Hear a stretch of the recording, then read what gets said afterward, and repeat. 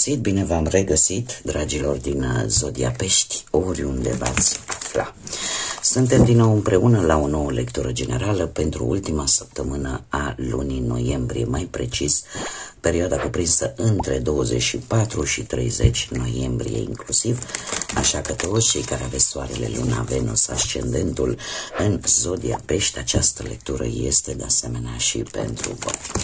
Ca de fiecare dată, nu uitați, este o lectură general, colectivă, așa că vă rog să luați decât acele mesaje care vor rezona cu voi, iar restul lăsați-le să zboare în univers, pentru că sigur sunt pentru alte energii care într-o mai mică sau mai mare măsură au o legătură cu Zodia Pești.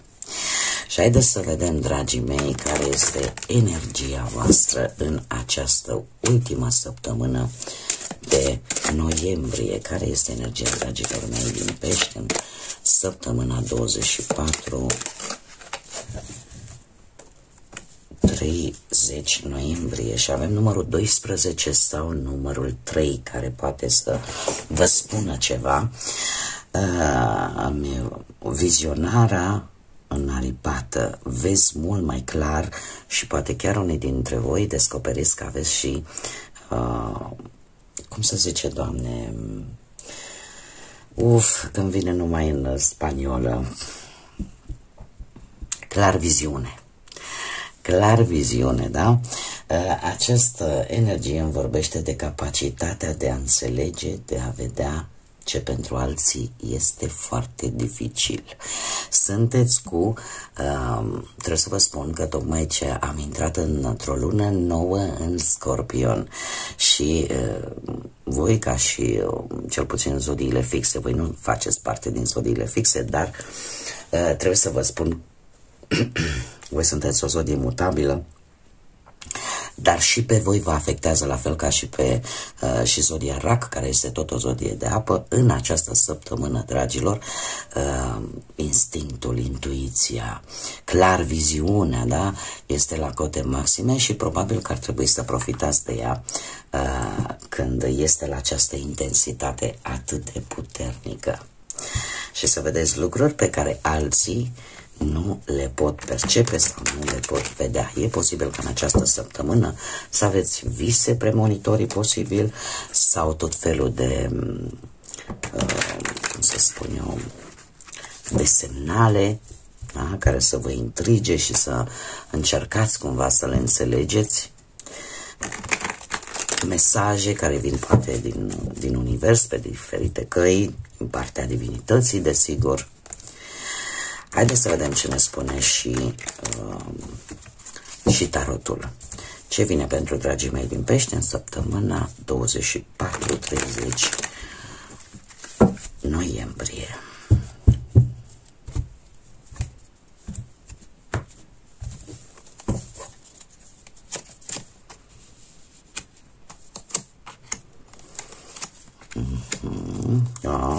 Deci avem Marea Preoteasă și Luna. Da, bun, dragilor. Haideți să vedem prezentul. Prezentul ne vorbește despre un 8 de monede. Un 8 de monede care, nu știu, poate că unii dintre voi sunteți mai perfecționiști decât în mod normal. Încercați să creați ceva concret, ceva vizibil, ceva care să vă, cum să spun eu, să se vadă. Sunteți mult mai atenți, mai ales în ceea ce privește cariera voastră profesională, mult mai meticuloși, sau pur și simplu vreți să realizați ceva care să aibă oarece valoare în timp. Ce vă poate bloca? Vă poate bloca,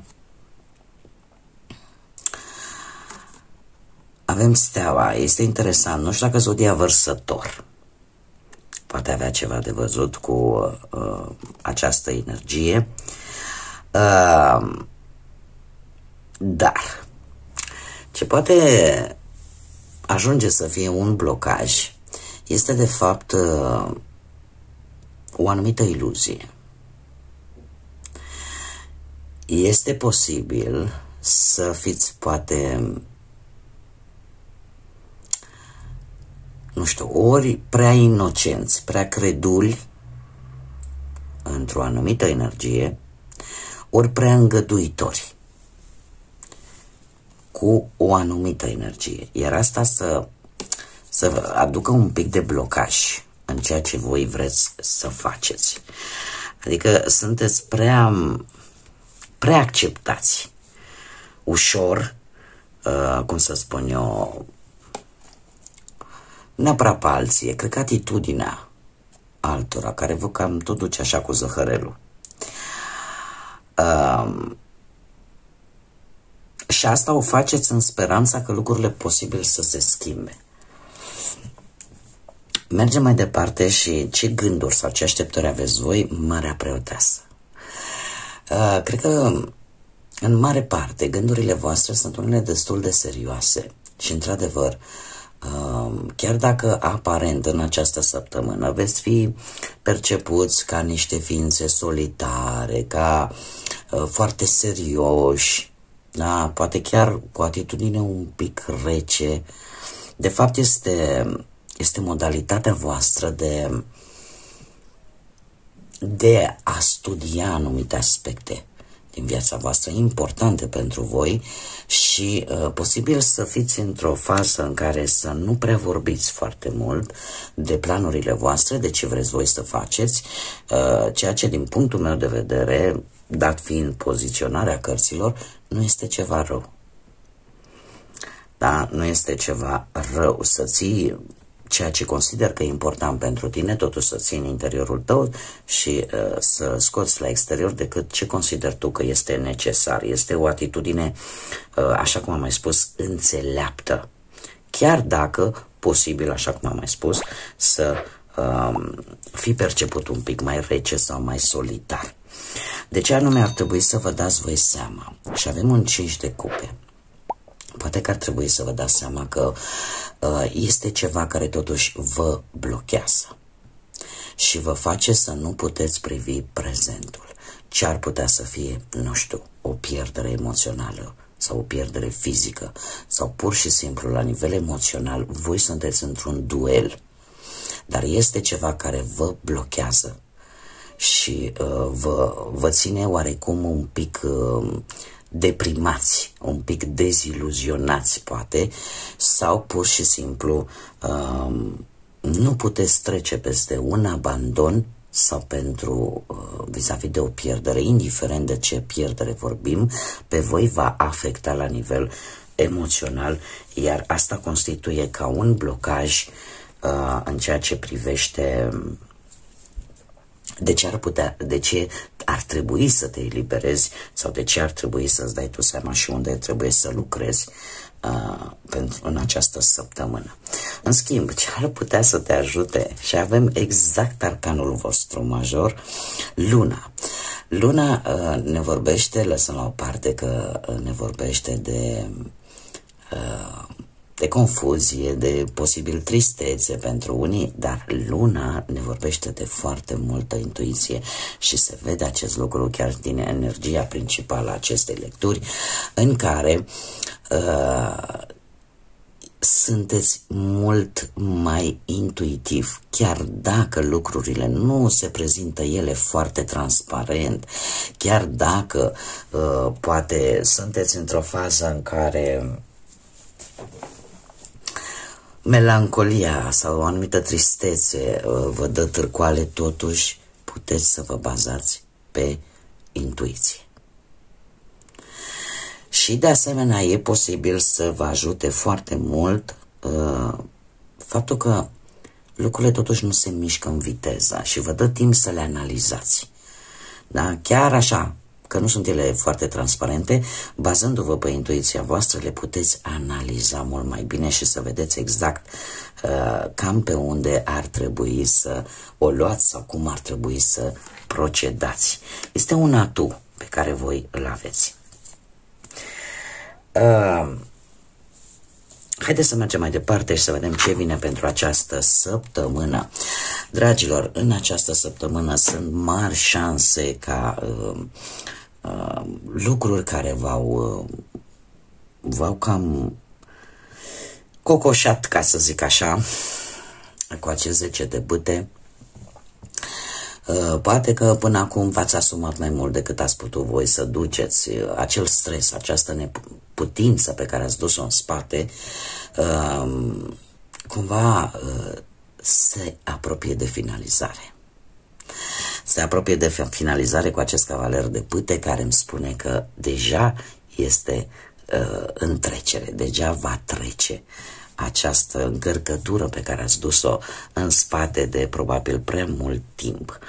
Cavalerul de bâte este într-adevăr cineva care în dorința lui de noi orizonturi, în dorința lui de schimbare, are un entuziasm.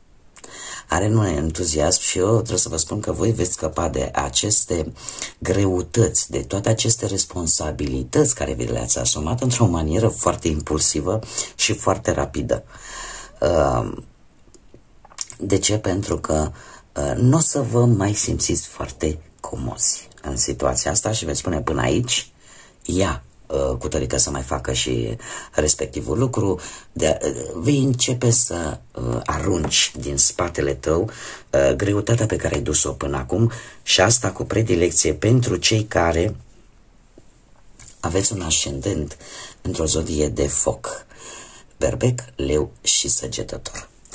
Dacă nu, vorbim de o energie a unui personaj care va fi trecător, mare atenție, trecător în viața voastră, nu vine să stea, dar care te va ajuta să mai dai din toate greutățile pe care le ai și pe care le duci, te va ajuta într-un fel sau altul să realizezi un proiect sau să rezolvi ceva, poate vis-a-vis de o conexiune, de o relație, dar, cum am mai spus, va trece așa, ca o ploaie de vară, da? După care iese soarele.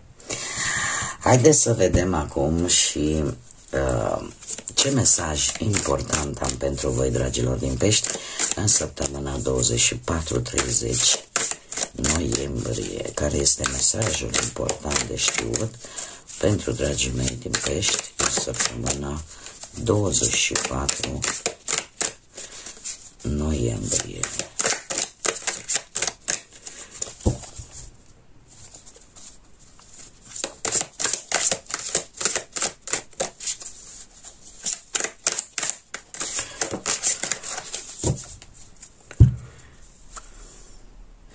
Unde există speranță.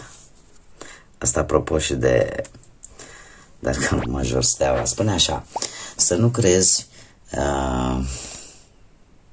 că acel trecut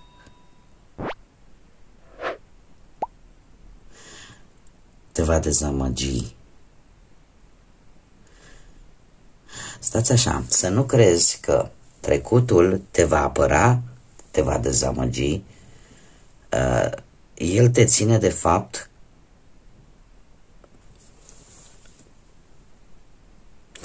sau, stați așa un pic, să nu crezi că înfrângerile și dezamăgirile din trecut te vor împiedica să reușești. Pentru că adevăratul succes crește din lecții.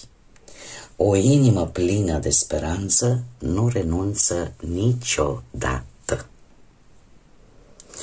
Este acolo unde există speranță, știți cum e, că speranța moare ultima, da? Așa că nu trebuie să crezi că toate lucrurile prin care ai trecut de-a lungul timpului, ele de fapt au fost niște lecții din care tu ai devenit mai înțelept, din care înțeleaptă, din care tu ai avut ce să înveți. Și, de fapt, faptul că nu ți-ai pierdut speranța de fiecare dată când ai avut câte o luptă de dus de-a lungul vieții, asta de fapt ți-a dat mai multă putere și te-a făcut să fii ceea ce probabil că ești astăzi. Așa că nu renunțați, dragilor, la speranță. Odată ce am renunțat la ea, suntem ca și pierduți. Bun, dragii mei, cam atât am avut pentru voi pentru această ultimă săptămână din noiembrie. Eu vă aștept cu mare interes la lecturile pentru luna decembrie, lecturile generale și ulterior cele săptămânale. Vă mulțumesc că ați fost prezenți la această lectură, vă mulțumesc tuturor pentru like-uri, mesaje, distribuiri, faptul că v-ați abonat și cu ocazia asta le dau bun venit celor recent abonați acestui canal, cum de asemenea invit pe toți ceilalți care poate ați rezonat, v-a plăcut sau pur și simplu mai vreți să revedeți acest gen de lecturi și felul în care eu le interpretez, nu ezitați, abonați-vă, este gratuit. Cum de asemenea nu uitați să activați clopoțelul, valabil pentru toată lumea, da? Clopoțelul acela este de fapt cel care vă trimite notificări atunci când eu fac publicații noi, în așa fel încât voi să nu pierdeți nici o lectură. Așa că, dragii mei, până la următoarele lecturi, eu vă doresc o săptămână cât mai liniștită, aveți grijă la indicii, la semnale și din partea mea multă lumină, multă căldură sufletească și tot binele din lume. Așa că până la următoarea noastră revedere, numai bine și să fiți iubiți, dragilor!